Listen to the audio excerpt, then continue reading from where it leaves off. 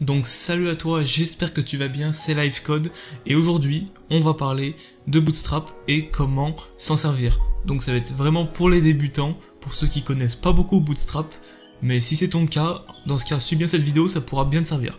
On y va tout de suite. Donc commençons par le commencement, on va déjà installer Bootstrap. Pour l'installer c'est très simple, tu as juste à cliquer sur cette ligne, toute la copier, la CSS only, et tu viens la mettre dans ta balise head. En dessous, bien sûr, tu mettras ta feuille de style custom. Donc tu créeras une feuille de style.css, enfin style.css que tu viendras link ici. Et après, tu auras accès, voilà, et tu pourras mettre n'importe ce que tu veux là-dedans, n'importe quoi. Bref. Du coup, il faut savoir que Bootstrap, c'est un framework en CSS qui permet de faire du responsive facilement sur les sites. Et c'est ça tout l'intérêt, puisque Bootstrap marche par colonne. J'ai un exemple très bien ici. Tu as les 12 colonnes que Bootstrap propose dans ton layout. Dans ton layout, tu auras toujours 12 colonnes et tu pourras placer des éléments à l'intérieur pour que ce soit responsive aussi bien sur le PC que sur la tablette que sur le téléphone.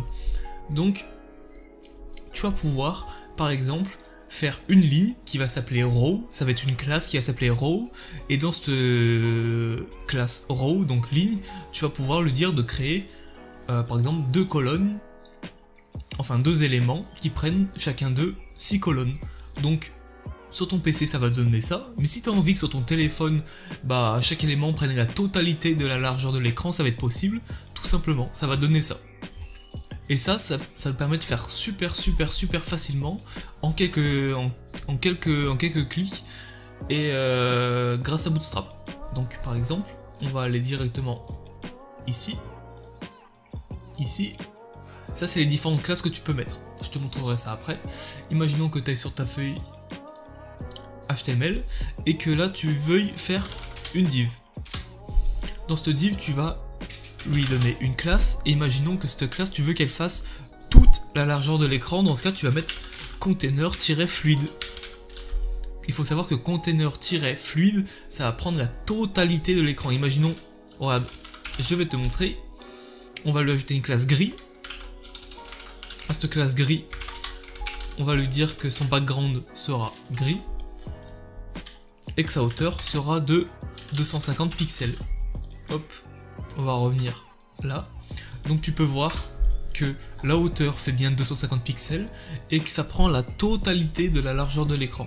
Si jamais tu veux que ça prenne qu'une partie, qui ait des marges de chaque côté, tu as juste à mettre container tout court. Tu enregistres et là tu peux voir que ça dépassera jamais sur les côtés, ça prendra uniquement ça sera uniquement centré au milieu de la page et tu auras des marges de chaque côté. Donc imaginons qu'on mette container fluide, que à l'intérieur de ça on mette un container tout simple, hop, et par exemple si je mets un titre, hop, H1, que je mets test, et qu'ensuite je mets du texte, donc test, hop, je vais les copier-coller. Tu peux voir que ça prend pas la totalité de la largeur d'écran puisque le H1 et la balise P sera dans une classe qui sera container, donc ça prendra la totalité de la largeur du container mais pas la totalité de la largeur de l'écran. Donc rien que ça déjà c'est ultra bien, et en plus de ça, si tu veux, tu peux mettre une classe en plus qui va s'appeler row, donc une ligne dans laquelle tu vas mettre tes classes, tac, et on va pouvoir en mettre plusieurs, tac tac. Bon là ça dépasse parce que il manque, je vais mettre 50 VH, hop, donc tu peux voir que les lignes sont bien respectées et que chaque élément reste à sa place. Donc si par exemple tu as envie de mettre les 3 mais alignés, bah là ça va être exactement ça. Avec le système de colonnes, tu vas lui dire que tu veux 4 et 4, et dans ce cas en fait ça va donner ça, puisque 4 x 3 égale 12, tu auras bien les 12 colonnes d'occupées.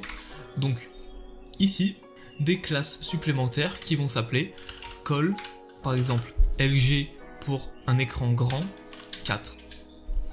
Et tu vas ainsi pouvoir mettre tout, je vais supprimer ça, tu vas ainsi pouvoir mettre tout ce que tu avais avant, c'est-à-dire le H1 et la balise P, à l'intérieur de celle-ci. Hop. Donc là tu peux voir que ça prend 4 colonnes. Et tu peux faire ça avec les autres du coup. Tu vas copier les deux autres. Et ça va prendre 4 colonnes, 4 colonnes et 4 colonnes. Ça va être du coup aligné parfaitement. Imaginons que tu veux le faire du responsive. Là tu vois, ça prend uniquement la totalité à partir d'un certain nombre de pixels. Ça bien sûr tu peux le modifier en modifiant les propriétés, c'est-à-dire SM pour small, MD pour medium, LG pour large, XL pour extra large, etc. etc. Plus ton écran sera grand, plus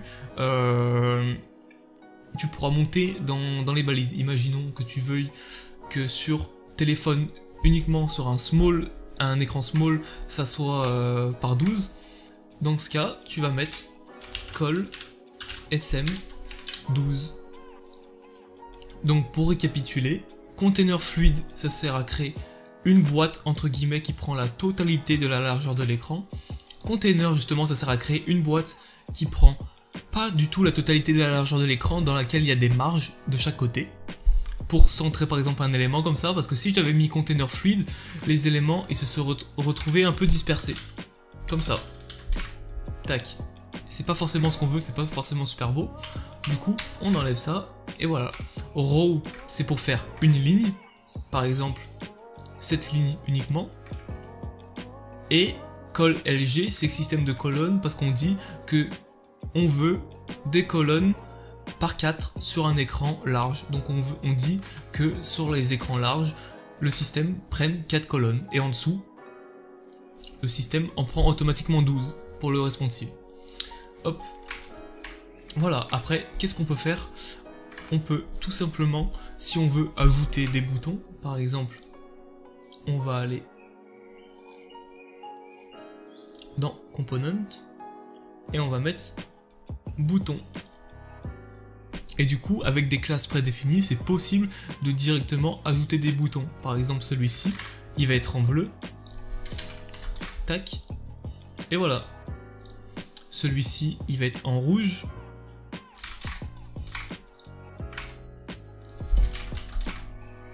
Et voilà, et par exemple celui-ci va être en jaune. Tac. Et voilà, donc grâce à des classes prédéfinies, on peut créer des choses ultra facilement et rapidement. Après, ça ne veut pas forcément dire qu'on est bridé. On peut aussi, si on veut, modifier directement depuis notre CSS l'apparence du bouton. Imaginons qu'on veuille que le bouton soit un peu plus, on va dire, un peu plus grand. Par exemple, j'ai juste à cliquer sur le bouton et de lui mettre une propriété ici par exemple. Où est-il? Bon, on va mettre directement ici par exemple. Imaginons qu'on veut que le bouton soit comme ça. Bon, on a juste à prendre cette propriété et de la mettre dans la classe. Imaginons qu'on veut que le bouton soit grand comme on a vu précédemment. Tac. Et du coup, les boutons sont devenus grands. Donc c'est possible de les modifier à notre volonté, à notre guise. Et il n'y a pas de souci à ce niveau-là. Donc imaginons maintenant que je veuille, je sais pas, par exemple mettre une carte. C'est possible. Imaginons je veux ce type de carte. Je peux venir le copier-coller. Je vais remplacer tout ça par ma carte. Évidemment, il n'y a pas la photo puisque la source ici est vide, mais si j'avais une photo, j'aurais pu mettre ma photo personnalisée là-dedans et avoir ce modèle directement sans même avoir marqué une seule ligne en HTML ni CSS. Et ça, on l'a pour beaucoup de choses. Imaginons que je veux faire une landing page et que je veux mettre un jumbotron, c'est possible, juste à faire copie, tac, et directement, il est là. Imaginons que je veux qui fasse pas toute la longueur de l'écran, la largeur de l'écran, et ben j'ai juste à mettre container. Et voilà, c'est aussi simple que ça en vrai. Je peux faire absolument ce que je veux et de façon ultra simplifiée. Imaginons un autre exemple que je veux y mettre une barre de navigation. Juste à faire copie. Hop. et j'aurai une barre de navigation dans mon site responsive en plus. Hop, si je clique dessus, il y a le menu déroulant normalement. Là, si ça marche pas, c'est normal, c'est parce que je n'ai pas mis d'HTML, de JavaScript sur mon site. J'ai juste à le prendre ici, le copier, ici, et normalement, ça fonctionne. Voilà, c'est aussi simple que ça. Donc si tu es débutant et que tu as encore du mal à utiliser les colonnes de Bootstrap et son système de grille, tu peux très bien utiliser ce logiciel, il s'appelle Showlace.io et c'est d'une façon ultra simplifiée pour faire du responsive. Imaginons que j'ai envie par exemple de faire une ligne que je vais appeler, je sais pas, section 1, qu'à l'intérieur de cette ligne, j'ai envie de mettre deux éléments qui vont prendre chacun d'eux la moitié de la largeur de la page, et ensuite j'ai envie de créer une deuxième section qui elle va s'appeler section 2 avec plusieurs éléments, c'est-à-dire 3. Hop, c'est tout bon, j'ai juste à copier tout ça, mon code sur le côté, et à le mettre ici. Là bien sûr on verra rien puisqu'il n'y a aucun élément à l'intérieur, mais si par exemple là je mettais P, test, test, etc. Je vais le copier plusieurs fois. On va le mettre ici. On va le mettre ici. On va le mettre ici. Ici. Et ici. Donc on peut voir que j'ai très bien les deux colonnes qui sont ici. Et ici. Et en dessous les trois qui sont ici, ici et ici. Et ce qu'il y a de meilleur encore, c'est que quand je rétrécis la page, hop, elle se met en forme automatiquement, selon le modèle que j'aurais choisi avant. Là, en l'occurrence, j'ai rien choisi, donc par défaut, elles prennent toute la largeur. Mais si j'ai envie que sur un PC un peu plus petit, bah... Par exemple, il y en a une qui soit plus grande que l'autre, c'est possible. Et que après, je fasse ça, ça et ça, c'est possible.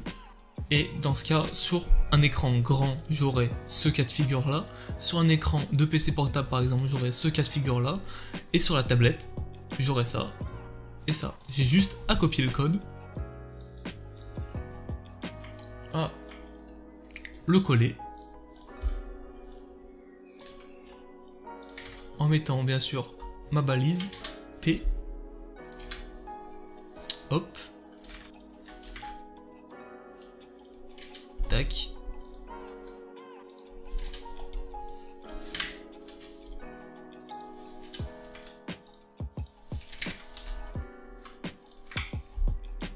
Et là, tu peux voir que c'est bon, sur grand écran c'est bon. Quand on passe sur un écran un peu plus petit, on va dire écran de PC portable un peu plus petit, bah ça fait la mise en page très bizarre que j'ai demandé de faire, c'est-à-dire celle-ci. Bon, bien sûr, on fait quasiment jamais ça en vrai, mais c'est pour la démonstration. Et normalement, quand je vais passer sur un écran de tablette, ça va devenir ce format-là. Donc on va voir ça tout de suite. Hop. Et c'est bon. Donc voilà, c'est tout pour cette petite vidéo, j'espère qu'elle t'aura plu. Si c'est le cas, n'hésite pas à liker, à t'abonner aussi pour me soutenir, et également à me proposer en commentaire, dans le commentaire de cette vidéo, ce que tu aimerais voir venir sur la chaîne comme design. Regarde par exemple, j'ai fait divers designs, celui-ci, celui-ci, celui-ci, celui-ci. Si tu as envie de voir comment on fait des icônes de réseaux sociaux, si tu as envie de voir ce que tu veux, un truc que tu as envie de créer en HTML mais que tu sais pas comment faire, tu peux me le dire en commentaire et je le ferai dans les prochains jours ou les prochaines semaines. Voilà, ciao.